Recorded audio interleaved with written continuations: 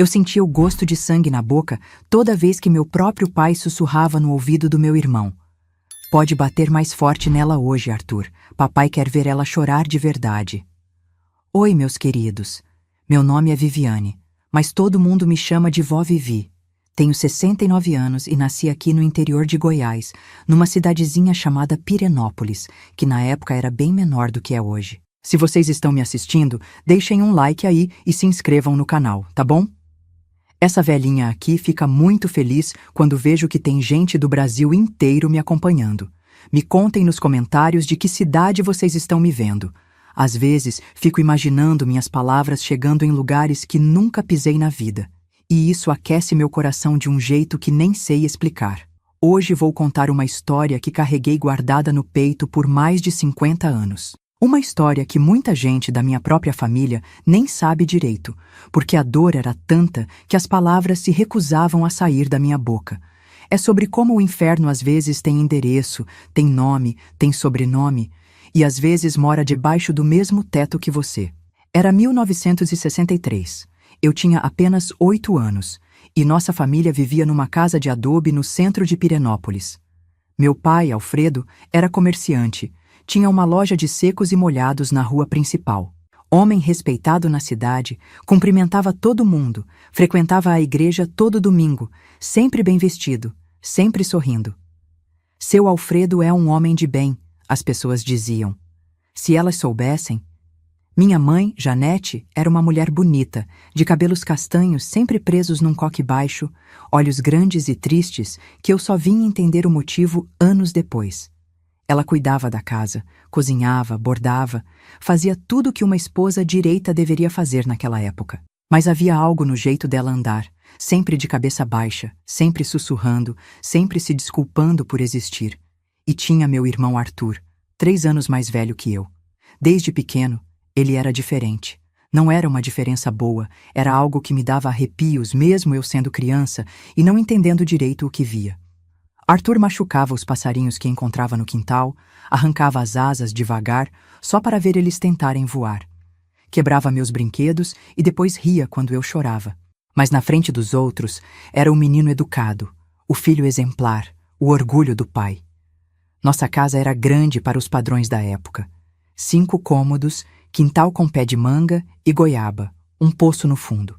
Tinha até um quartinho separado nos fundos, que meu pai chamava de depósito, mas que mais tarde descobri ter outro propósito muito mais sinistro. As primeiras vezes que Arthur me machucou, pensei que fosse coisa de irmão mais velho. Um beliscão aqui, um empurrão ali, nada que não fosse normal entre irmãos. Mamãe até justificava. Viviane, não implica com seu irmão, ele é homem, é diferente mesmo. Mas aos poucos, as coisas foram ficando estranhas. Arthur começou a me chamar para brincar quando papai e mamãe não estavam por perto. Brincadeiras que me deixavam desconfortável, que me faziam chorar, que ele dizia que eram nosso segredo. Se você contar para alguém, Viviane, ele sussurrava com aquela voz que me dava pesadelos. Ninguém vai acreditar em você.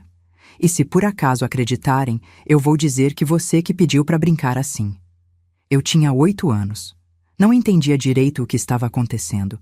Só sabia que não gostava, que doía, que me sentia suja depois. Tentei contar para a mamãe uma vez, mas as palavras saíram embaralhadas, confusas, e ela apenas disse que era minha imaginação, que Arthur era um bom menino. Foi numa tarde de dezembro, véspera do Natal de 1963, que descobri que o horror na minha vida era muito maior do que eu imaginava. Papai tinha chegado mais cedo da loja, mamãe tinha ido na casa da vizinha buscar uma receita de rabanada, e eu estava no quintal tentando pegar manga quando ouvi vozes vindas do quartinho dos fundos. A porta estava entreaberta. Espiei e vi Arthur lá dentro, mexendo em umas cordas, organizando uns panos. Tinha uma cadeira no meio do cômodo, e alguma coisa naquele cenário me deu muito medo. Arthur? Chamei baixinho. O que você está fazendo aí? Ele se virou com um sorriso que me gelou a espinha. Preparando uma surpresa para você, irmãzinha. Papai mandou. Naquela hora, ouvi os passos do meu pai se aproximando. Já tá tudo pronto, filho? Ele perguntou, e havia uma ansiedade na voz dele que nunca tinha ouvido antes. Sim, pai, pode trazer ela. Foi quando entendi. Eles estavam falando de mim. O que aconteceu naquele quartinho naquela tarde mudou minha vida para sempre. Não vou entrar em detalhes porque algumas dores são grandes demais para serem descritas, mas vou dizer o suficiente para vocês entenderem. Meu próprio pai não apenas permitia que Arthur me machucasse, ele participava. Ele assistia. Ele orientava. Segura ela direito, Arthur, papai dizia, sentado numa cadeira no canto, os olhos brilhando de um jeito doentio. Quando ela tentar gritar, põe o pano na boca. Eu me debatia, chorava, implorava para eles pararem, mas era como se minhas lágrimas os excitassem ainda mais. Arthur batia em mim com uma correia velha que papai guardava ali, e a cada golpe ouvia meu pai respirar mais forte, como se estivesse gostando do que via. Pode bater mais forte, papai instruía. Ela aguenta. Quando tudo acabou, eu estava no chão do quartinho, toda roxa, mal conseguindo me mexer. Papai se levantou, ajeitou a roupa e falou com a maior naturalidade do mundo. Lembra do que conversamos, Viviane? Isso aqui é assunto de família. Se você contar para alguém, principalmente para sua mãe, eu vou ter que mandar o Arthur ser ainda mais criativo com você.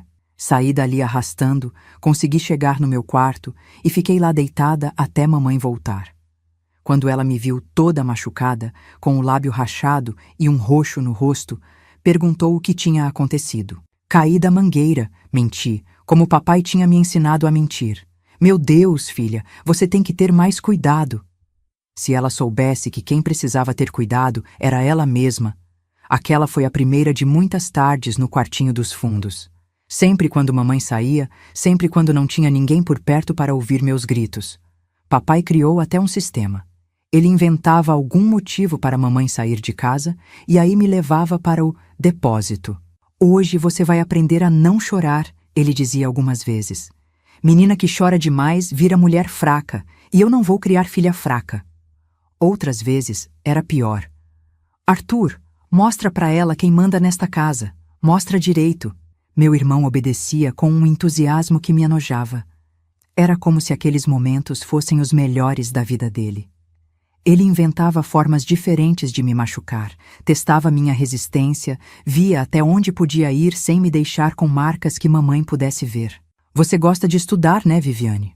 Arthur falou uma vez, enquanto amarrava minhas mãos. Então hoje vou te ensinar algumas coisas que não tem nos livros. Eu fechava os olhos e tentava ir para outro lugar na minha mente. Pensava nas aulas da escola, na professora Dalva que era tão gentil comigo, nos livros que lia escondida debaixo do cobertor. Sonhava em ser médica, em cuidar de outras crianças, em ser diferente deles. Mas por mais que tentasse fugir mentalmente, meu corpo estava ali, sofrendo, sangrando, se desfazendo aos poucos. O pior de tudo era que papai não fazia aquilo por raiva ou por estar alterado. Ele fazia friamente, calculadamente, como se fosse a coisa mais normal do mundo. Às vezes até sorria. Mulher tem que aprender desde cedo qual é o lugar dela. Ele justificava para Arthur, como se estivesse dando uma lição de vida. E o lugar da mulher é sempre embaixo do homem. Arthur absorvia cada palavra como se fosse evangelho. Mamãe começou a desconfiar quando minhas notas na escola despencaram, quando parei de brincar, quando virei uma criança calada que vivia trancada no quarto. Mas toda vez que ela tentava conversar comigo, papai aparecia. A menina tá numa fase difícil, Janete, ele dizia com aquela voz controlada. É normal, deixa ela quieta. E mamãe, que tinha tanto medo dele quanto eu, abaixava a cabeça e concordava. Foram 2 anos vivendo nesse inferno. 2 anos acordando todo dia com medo, dormindo todo dia com dor. 2 anos fingindo na escola que estava tudo bem, que era uma família normal, que meu pai era um homem respeitável. Até que um dia, quando eu já tinha 10 anos, algo mudou. Mamãe chegou mais cedo em casa, bem na hora que papai estava me levando para o quartinho. Ela viu tudo. Meu medo, as lágrimas, o jeito que papai segurava meu braço com força. Por um segundo, nossos olhares se cruzaram. E naquele segundo, minha mãe finalmente entendeu. Naquela noite, pela primeira vez em 2 anos, vi minha mãe chorar. Não era um choro comum. Era um choro de quem acabou de descobrir que o mundo que conhecia era uma mentira. Ela se trancou comigo no meu quarto e, pela primeira vez, perguntou a verdade. Viviane, ela sussurrou, as mãos tremendo enquanto tocava os roxos no meu braço. Há quanto tempo isso acontece? Não consegui responder de primeira. As palavras ficavam presas na garganta, como se ainda tivesse medo de que papai pudesse me ouvir através das paredes. Mas o jeito que mamãe olhou para mim naquela hora era como se ela finalmente tivesse tirado uma venda dos olhos. Faz muito tempo, mamãe, consegui sussurrar, desde que eu tinha 8 anos. Vi o rosto dela se desfazer. Ela cobriu a boca com as mãos, tentando abafar um grito de desespero. Meu Deus, minha filhinha. Eu não sabia, eu juro que não sabia. Mas, no fundo, eu acho que ela sabia sim. Sabia e tinha medo demais de aceitar a verdade. Os dias que se seguiram foram estranhos. Mamãe começou a me observar diferente, como se estivesse vendo cicatrizes que sempre estiveram ali, mas que ela escolheu ignorar. Reparou como eu me encolhia quando papai se aproximava, como eu nunca ficava sozinha com Arthur, como eu sempre inventava desculpas para não ficar em casa. Por que você nunca me contou antes? Ela perguntou numa tarde, enquanto preparava o almoço. Porque toda vez que eu tentava, a senhora dizia que era imaginação minha, e papai disse que se eu contasse, seria pior para mim, e para a senhora também. Mamãe parou de mexer o feijão e me olhou com os olhos cheios de lágrimas. Ele te ameaçou com isso? Assenti. E foi aí que ela entendeu o tamanho da armadilha em que vivíamos. Papai não era apenas um homem violento, ele era calculista. Sabia exatamente como nos controlar, como nos manter em silêncio. Durante as semanas seguintes, mamãe começou a prestar atenção em detalhes que antes passavam despercebidos. Como papai sempre arranjava um jeito de ela sair de casa nas tardes de quinta-feira. Como o Arthur ficava excitado nesses dias, como se esperasse por algo especial. Como eu sempre ficava doente ou machucada nessas mesmas tardes. Ele planeja tudo. Ela murmurou uma noite, enquanto passava pomada nas minhas costas, onde Arthur tinha me batido com um cabo de vassoura. Tudo é calculado. O pior é que papai nem tentava esconder mais. Desde que mamãe tinha descoberto, ele ficou ainda mais audacioso, como se estivesse testando até onde ela aguentaria sem fazer nada. Janete, ele disse numa manhã no café, hoje você vai na casa da sua irmã em Anápolis.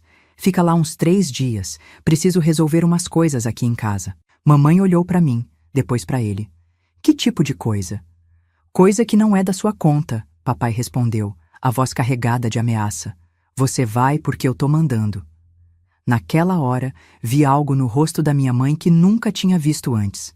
Não era medo, não era submissão, era raiva. Uma raiva fria, contida, perigosa. Tá bom, Alfredo.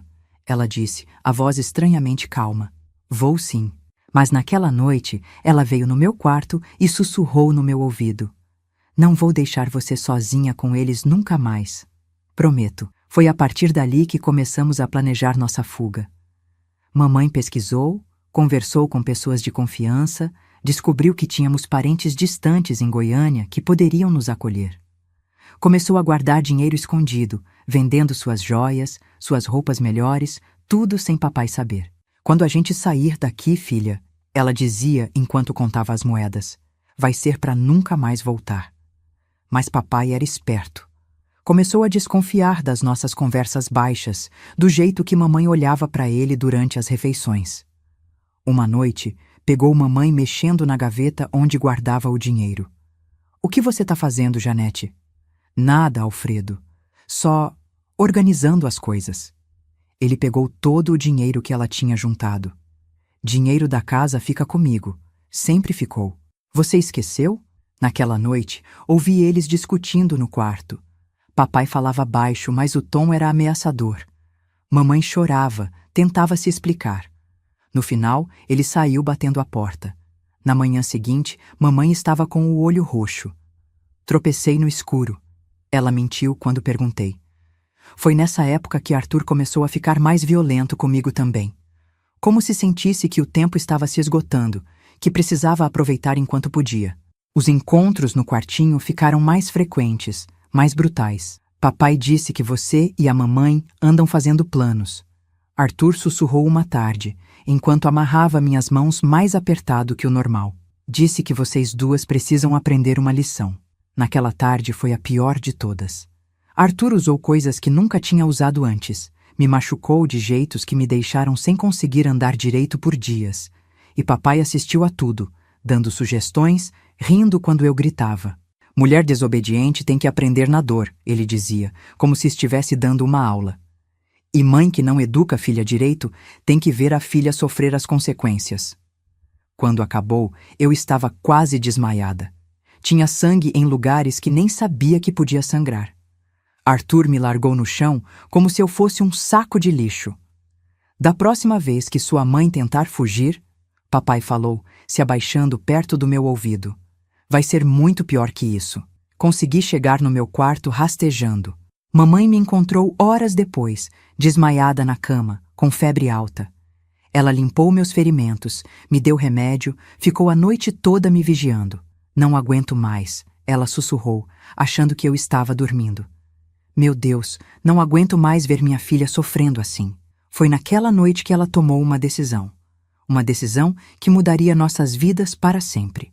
Na manhã seguinte, quando papai saiu para a loja e Arthur foi para a escola, mamãe sentou na minha cama com uma expressão que nunca tinha visto antes. Determinação pura. Viviane, ela disse segurando minhas mãos. Não vamos mais fugir. Meu coração disparou. Como assim, mamãe? Fugir não resolve. Eles vão nos encontrar, vão nos trazer de volta, e aí vai ser pior ainda. Senti um desespero total tomando conta de mim. Então vamos ter que ficar aqui para sempre? Vamos ter que aguentar isso para sempre? Mamãe balançou a cabeça e pela primeira vez em anos vi um sorriso no rosto dela. Mas não era um sorriso alegre. Era um sorriso frio, perigoso. Não, filha. Não vamos fugir porque não vamos precisar. Eles que vão sair das nossas vidas. Para sempre. Não entendi na hora o que ela quis dizer. Só entendi 3 dias depois, quando ela me chamou para uma conversa que mudou tudo. Viviane, você confia na mamãe?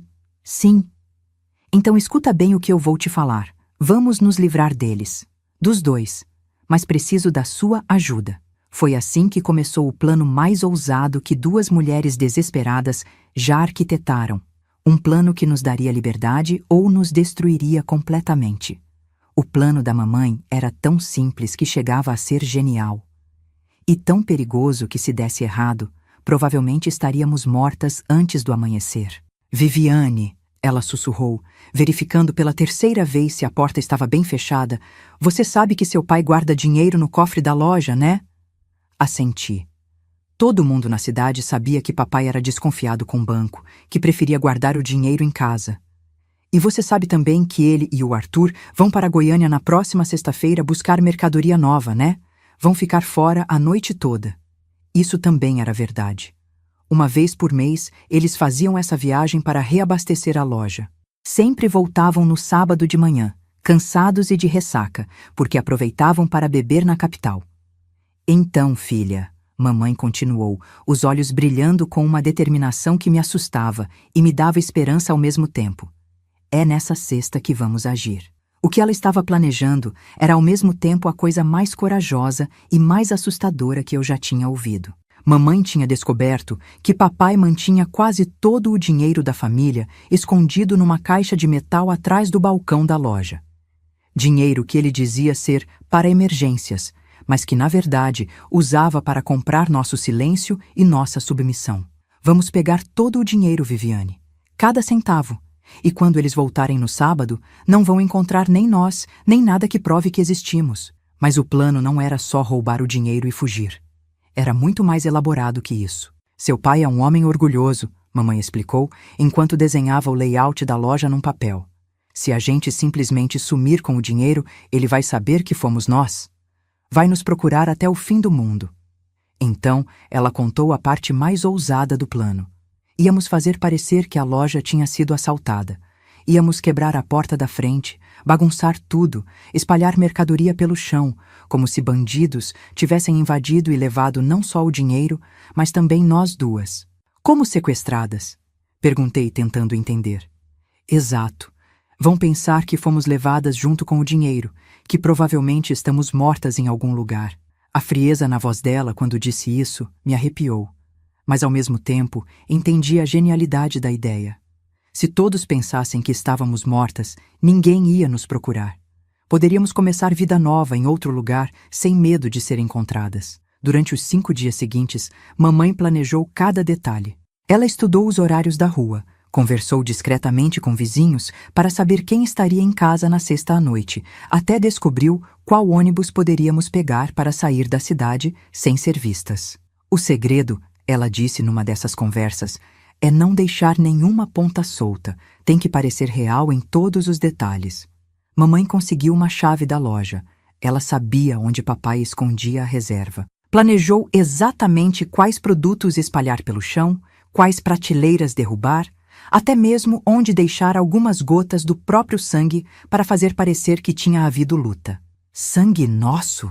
Perguntei assustada. Só algumas gotas, filha.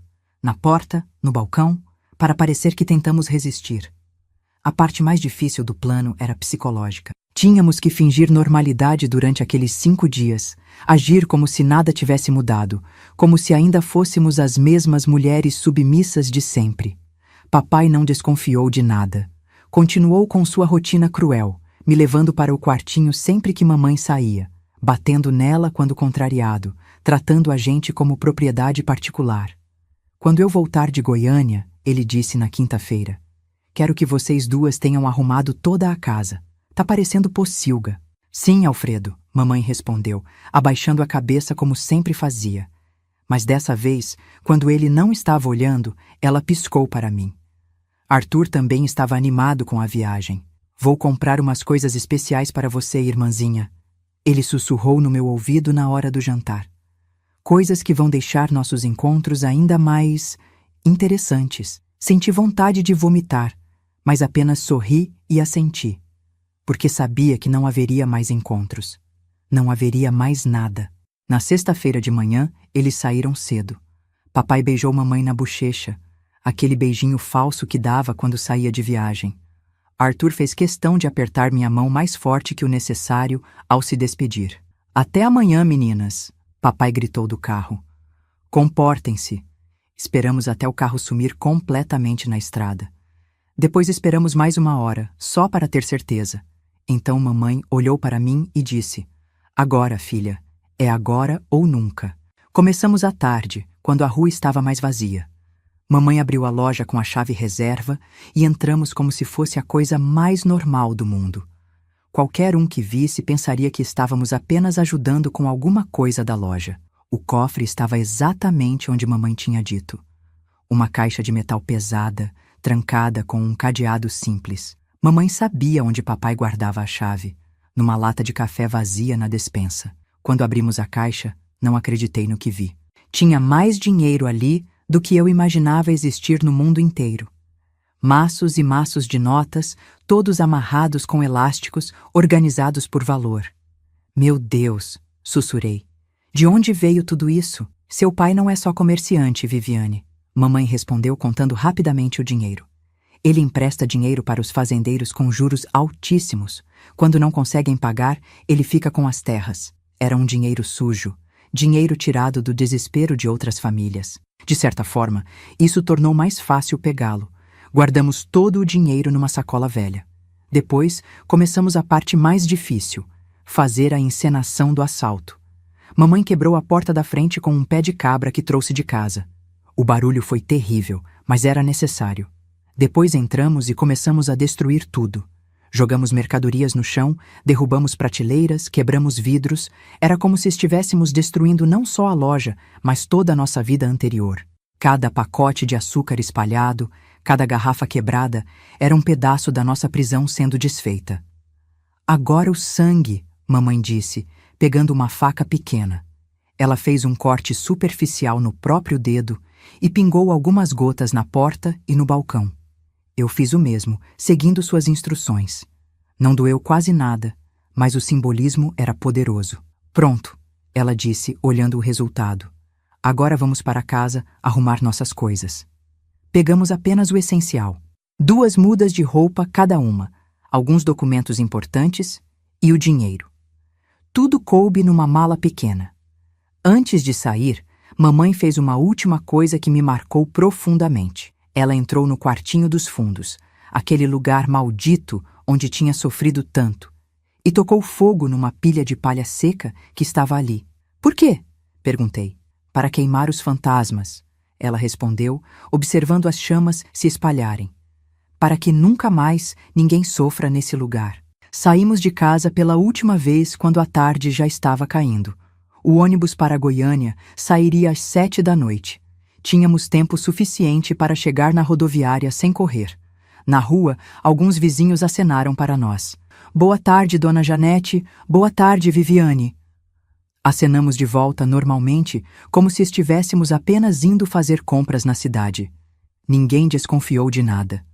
No ônibus, sentadas no fundo, finalmente permitimos que a realidade do que tínhamos feito chegasse até nós. Estávamos realmente livres.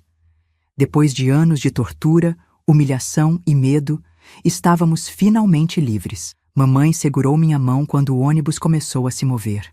Não tem volta, filha, ela sussurrou. A partir de agora, somos outras pessoas. Olhei pela janela e vi Pirenópolis se afastando, ficando cada vez menor, até desaparecer completamente na escuridão da noite. Junto com a cidade, deixei para trás também a menina que eu tinha sido. Aquela criança assustada, machucada, que aprendeu a se esconder dentro de si mesma para sobreviver. A partir daquele momento, eu seria outra pessoa.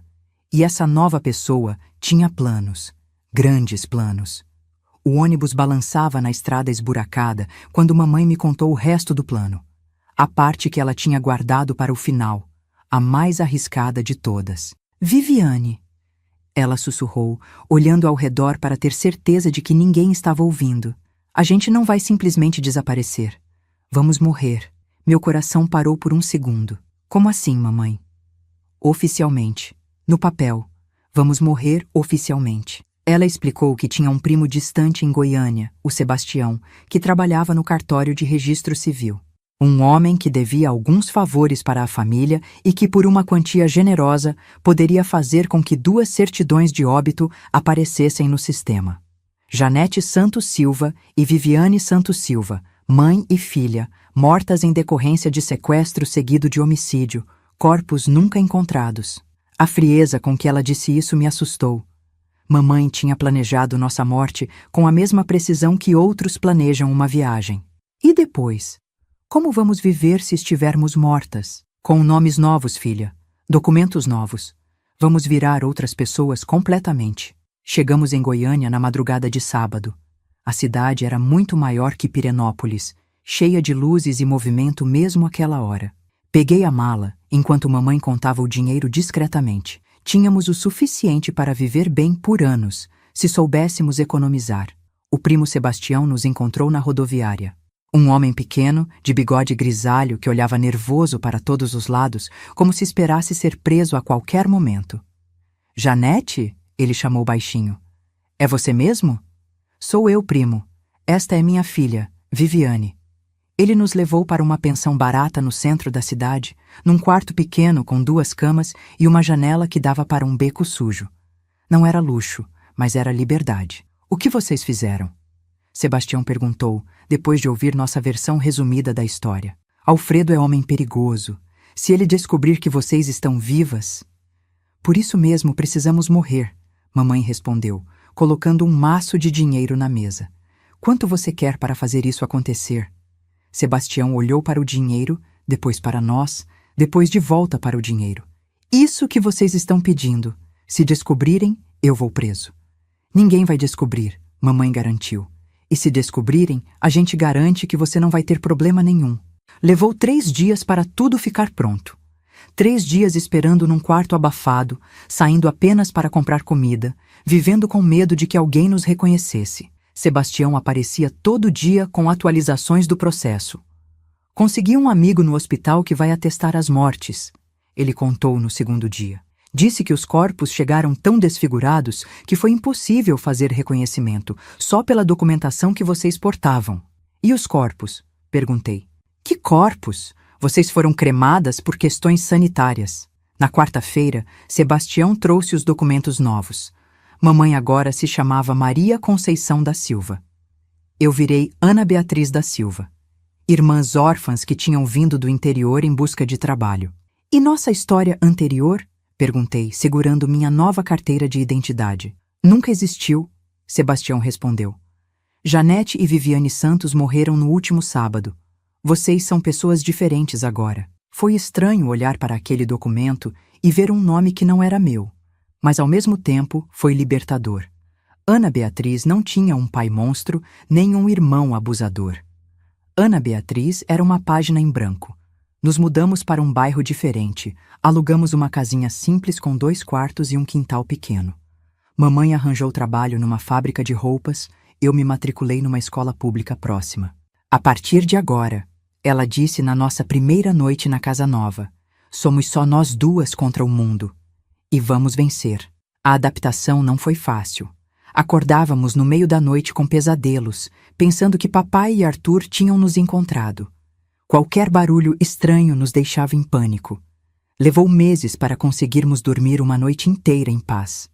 Na escola, tive que inventar uma história sobre nossa família. Contei que nossos pais tinham morrido num acidente de carro, que viemos para Goiânia porque não tínhamos mais ninguém no interior. Os professores me tratavam com pena, o que era melhor que desconfiança, mas a coisa mais difícil era lidar com o que tinha acontecido comigo. Aos 11 anos, eu carregava traumas que a maioria dos adultos nunca enfrentaria.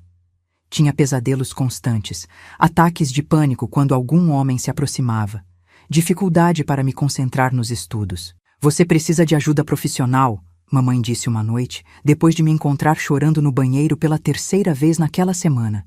Que tipo de ajuda? Médico da cabeça, psicólogo. Mas psicólogo custava caro e estávamos tentando economizar o máximo possível. Então, mamãe encontrou outra solução: a biblioteca municipal. Se você não pode pagar para alguém curar sua cabeça, ela disse, vai ter que aprender a curar sozinha. Foi assim que descobri os livros de psicologia. Comecei lendo cartilhas simples sobre trauma infantil. Depois parti para livros mais complexos sobre desenvolvimento mental, terapia, medicina. Passava horas na biblioteca, lendo sobre minha própria condição, tentando entender o que tinha acontecido comigo. A menina lê demais. A bibliotecária, Dona Rosa, comentou com mamãe. Só livro difícil, coisa de adulto. Ela sempre foi esperta, mamãe respondeu, desde pequena. O que Dona Rosa não sabia é que aqueles livros estavam me salvando. Cada página era como uma sessão de terapia gratuita. Aprendi sobre transtorno de estresse pós-traumático, sobre como o cérebro processa trauma, sobre técnicas de autoajuda. Foi lendo esses livros que decidi o que queria ser quando crescesse. Não apenas médica, como sempre sonhei, mas psiquiatra infantil. Queria entender completamente como funciona a mente de uma criança traumatizada. Queria poder ajudar outras meninas como eu. Você tem certeza? Mamãe perguntou quando contei minha decisão. Medicina é curso difícil, caro. E para uma menina como você, que vem de onde vem, principalmente por isso, respondi. Porque sei como é sofrer e ninguém te entender. Mamãe sorriu. Aquele sorriso orgulhoso que eu não via há anos. Então vamos batalhar para isso acontecer. E batalhamos mesmo. Mamãe trabalhava dupla jornada na fábrica. Eu estudava como uma obsessa. Minhas notas eram sempre as melhores da turma. Os professores começaram a me notar, a me incentivar. Ana Beatriz tem potencial para a universidade, a professora de biologia disse para a mamãe numa reunião. Ela deveria fazer cursinho preparatório. Cursinho também custava caro. Então, arranjei um trabalho aos fins de semana, vendendo doces na Praça Central. O dinheiro era pouco, mas ajudava. Mamãe nunca reclamou do cansaço. Eu nunca reclamei da falta de tempo para brincar. Foram anos duros, mas também anos de construção. A cada dia que passava, Ana Beatriz ficava mais forte, mais determinada. Viviane, aquela menina assustada, ia ficando para trás, enterrada junto com nossa vida anterior. Aos 17 anos, prestei vestibular para medicina na Universidade Federal de Goiás. Era meu sonho, mas também meu maior medo. E se não passasse? E se todo o nosso sacrifício tivesse sido em vão? Independente do resultado, mamãe disse na noite antes do resultado sair, já estou orgulhosa de você. da mulher que se tornou. No dia seguinte, meu nome estava na lista. Ana Beatriz da Silva, aprovada em 15º lugar para o curso de medicina. Chorei tanto que Dona Rosa, da biblioteca, veio me abraçar. Sabia que você conseguiria, menina. Desde o primeiro dia que te vi aqui, sabia que era especial. Mamãe chorou ainda mais que eu. Mas eram lágrimas de alegria, de alívio, de vitória. Tínhamos conseguido. Contra todas as probabilidades, tínhamos conseguido. Naquela noite, sozinhas em casa, mamãe me contou algo que mudou tudo. Sabe aquele dinheiro que pegamos do seu pai? Sei. Descobri de onde vinha. Conversei com pessoas que conheciam ele em Pirenópolis. Ela contou que papai não emprestava dinheiro só para fazendeiros. Ele financiava outras coisas também. Coisas que envolviam crianças. Outros homens como Arthur. Nossa casa era apenas uma das paradas numa rede muito maior de horror.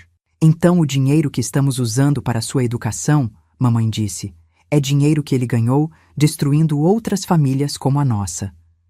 Entendi o peso simbólico daquilo. Estava usando o dinheiro do meu algoz para me tornar alguém que protegeria outras crianças. Era justiça poética na sua forma mais pura. Não me sinto culpada, falei. Sinto que é o destino correto para esse dinheiro. Mamãe assentiu. Eu também. E foi assim que, aos 18 anos, entrei na faculdade de medicina carregando não apenas meus sonhos, mas também uma missão. Ia me formar não só para mim, mas para todas as crianças que sofreram como eu sofri. Ainda não sabia todas as dificuldades que me esperavam pela frente. Ainda não imaginava quantas vezes ia querer desistir, quantas noites ia passar estudando até o amanhecer, quantas vezes ia reprovar antes de conseguir me formar. Mas sabia uma coisa: não importava quanto tempo demorasse, não importava quantos obstáculos aparecessem, ia conseguir, porque não estava lutando só por mim. Estava lutando por todas as Vivianes do mundo. A primeira vez que reprovei, chorei 3 dias seguidos. Era 1972. Eu estava no 2º ano de medicina e a matéria era anatomia. O professor, Dr. Henrique, um homem sisudo de óculos grossos, me chamou depois da prova. Senhora Ana Beatriz, ele disse, folheando minha prova com cara de desaprovação. Suas notas teóricas são excelentes, mas na prática, você trava completamente quando precisa examinar pacientes do sexo masculino. Era verdade.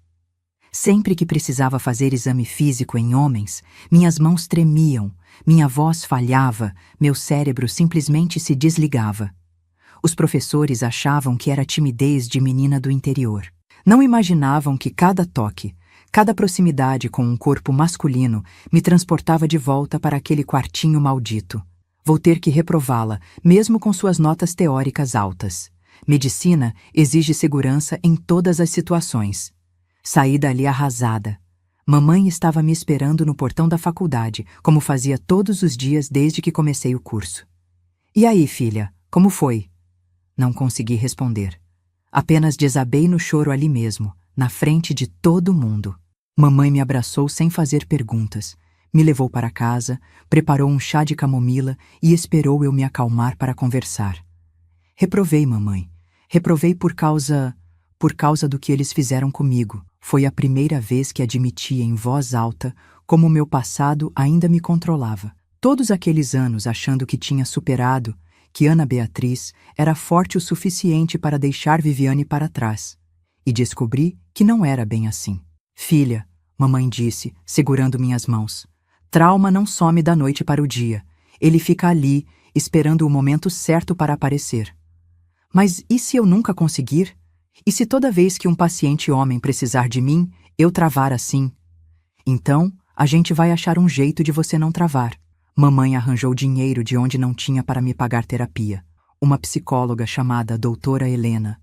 Mulher de uns 50 anos, cabelos grisalhos, voz calma e olhos gentis. Ana, ela disse na nossa primeira sessão, me conta o que acontece quando você precisa tocar num paciente masculino. Tentei explicar, mas as palavras saíam embaralhadas, confusas. Como contar que cada vez que via um homem sem camisa, lembrava do Arthur? Que cada vez que precisava examinar um abdômen masculino, ouvia a voz do papai sussurrando instruções? Levamos 6 meses só para eu conseguir falar sobre meu passado. 6 meses mentindo para a doutora Helena, inventando que meus pais tinham morrido num acidente, que meu trauma vinha de ter presenciado a morte deles. Ana, ela disse numa sessão, você está me contando uma história, não sua verdade. E enquanto não falarmos da sua verdade, não vamos conseguir te ajudar. Foi quando desabei e contei tudo, absolutamente tudo. Sobre Viviane, sobre o quartinho, sobre papai e Arthur, sobre nossa fuga, sobre nossa morte oficial. Doutora Helena ouviu sem julgar, sem demonstrar choque ou pena. Você sobreviveu ao impossível, ela disse quando terminei. E agora quer ajudar outras crianças. Isso não é trauma, Ana, isso é propósito. As sessões começaram a fazer diferença. Aprendi técnicas de respiração para controlar o pânico, exercícios mentais para me manter no presente quando as lembranças voltavam. Doutora Helena me ensinou que meus gatilhos não eram fraqueza, eram sinais de alerta de um cérebro que aprendeu a se proteger. Seu medo de homens não é irracional, ela explicou. Para uma menina que viveu o que você viveu, desconfiar de figuras masculinas é sobrevivência. Voltei para a anatomia no semestre seguinte. Dessa vez, avisei o professor da minha dificuldade, obviamente sem contar detalhes. Tenho um problema com ansiedade quando preciso examinar pacientes masculinos, expliquei. Posso começar sempre acompanhada de uma colega? Professor Henrique, que no semestre anterior parecia um ogro, mostrou mais compreensão do que esperava. Claro. E se precisar de mais tempo para se acostumar, sem problema. Foi assim, passo a passo, que fui vencendo meus medos. Primeira vez examinando um paciente homem com uma colega ao lado. Depois sozinha, mas com a porta aberta. Depois com a porta fechada. Cada pequena vitória era celebrada em casa com mamãe. Hoje consegui auscultar um senhor de 60 anos sem tremer as mãos. Eu contava no jantar. Minha filha é uma guerreira, mamãe respondia, orgulhosa. Mas mesmo superando as dificuldades práticas, o curso continuava desafiador de outras formas. Éramos apenas 5 mulheres numa turma de 40 alunos. Os professores sempre faziam questão de lembrar que medicina não era lugar para mocinha delicada. Mulher que quer ser médica tem que ser 2 vezes melhor que homem, o professor de cirurgia disse numa aula, porque vai ser 2 vezes mais questionada. Levei isso como motivação. Estudava mais que qualquer colega, tirava notas melhores, sabia responder perguntas que deixavam os meninos em branco. Alguns colegas me respeitavam por isso. Outros me detestavam. A Ana só vai bem porque os professores têm pena dela, ouvi um colega comentar no corredor. Mulher no curso de medicina é só para aparecer mesmo. Não respondi. Deixei minha nota na prova seguinte responder por mim. Primeira colocação, como sempre. Em 1975, no 4º ano, aconteceu algo que mudou minha perspectiva sobre minha vocação. Estava fazendo estágio na pediatria quando chegou uma menina de 8 anos com sintomas estranhos. Machucados inexplicáveis, comportamento retraído, medo excessivo de adultos. Provavelmente sofre algum tipo de violência doméstica, a enfermeira comentou comigo. Mas como provar? Olhei para aquela criança e vi a mim mesma aos 8 anos. O mesmo olhar assustado, a mesma postura de quem espera ser machucada a qualquer momento. Posso conversar com ela sozinha? Perguntei para o médico responsável. Pode tentar. Ela não fala com ninguém há 3 dias. Sentei ao lado da cama da menina, no mesmo nível dos olhos dela. Não tentei tocar, não tentei forçar conversa. Apenas fiquei ali, quieta, mostrando que era seguro. Oi, disse depois de alguns minutos. Meu nome é Ana, e o seu? Ela me olhou com desconfiança, mas respondeu baixinho. Carla. Carla é um nome bonito. Você sabe por que está aqui, Carla? Ela balançou a cabeça. Está aqui porque alguém te machucou, né? E queremos te ajudar. Foi quando ela começou a chorar. Não o choro alto de criança manhosa, mas aquele choro silencioso de quem aprendeu que fazer barulho pode ser perigoso. Quem te machucou, Carla? Não posso falar, ela sussurrou. Ele disse que se eu contar, vai ser pior. Meu coração parou. Era exatamente o que Arthur costumava me dizer. Sabe o que eu vou te falar, Carla? Às vezes, quando contamos a verdade para as pessoas certas, conseguimos nos livrar de quem nos machuca. Demorou 2 horas, mas Carla contou tudo. O padrasto que abusava dela quando a mãe saía para trabalhar. As ameaças, a chantagem emocional, o medo constante. Você foi muito corajosa contando isso, eu disse, segurando a mãozinha dela. E agora vamos fazer com que ele nunca mais te machuque. Acionamos o conselho tutelar, a polícia civil, todos os órgãos responsáveis. O padrasto foi preso. Carla foi para a casa da avó materna. 3 meses depois, ela voltou ao hospital para uma consulta de rotina irreconhecível. Sorridente, falante, brincalhona. Doutora Ana, ela gritou quando me viu. Olha como estou melhor. Naquele momento, entendi que tinha encontrado minha verdadeira vocação. Não queria apenas ser pediatra. Queria ser a médica que outras crianças procurariam quando precisassem contar seus segredos mais dolorosos.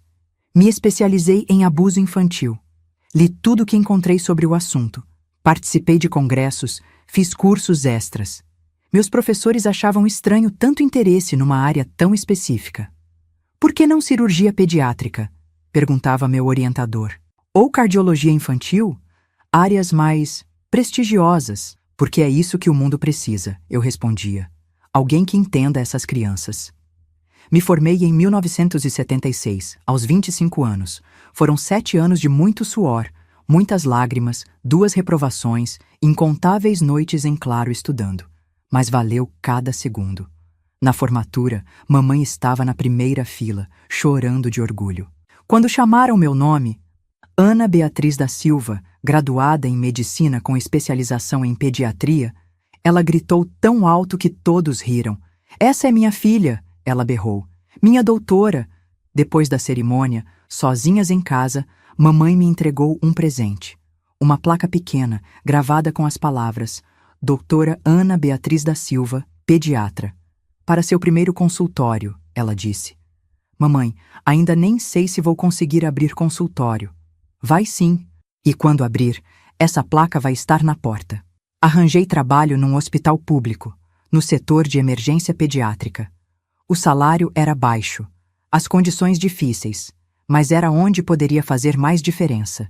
Era onde chegavam as crianças como Carla, como eu fui um dia. No primeiro mês, atendi 17 casos de suspeita de abuso. Alguns óbvios, outros sutis. Mas todos com o mesmo padrão que aprendi a reconhecer. O olhar assustado, a postura defensiva, o medo de adultos. Como você sabe sempre quando uma criança está sendo abusada? Uma colega me perguntou. Tenho um instinto incrível para isso. Não era instinto. Era reconhecimento. Uma sobrevivente reconhecendo outras sobreviventes. Aos 30 anos, em 1981, finalmente abri meu próprio consultório. Um espaço pequeno, mas acolhedor, decorado especialmente para crianças se sentirem seguras. A placa que mamãe me deu estava na porta, exatamente como ela previu. Minha especialidade ficou conhecida na cidade. Outros médicos começaram a me encaminhar casos difíceis, crianças que não falavam com ninguém, situações complexas de violência doméstica.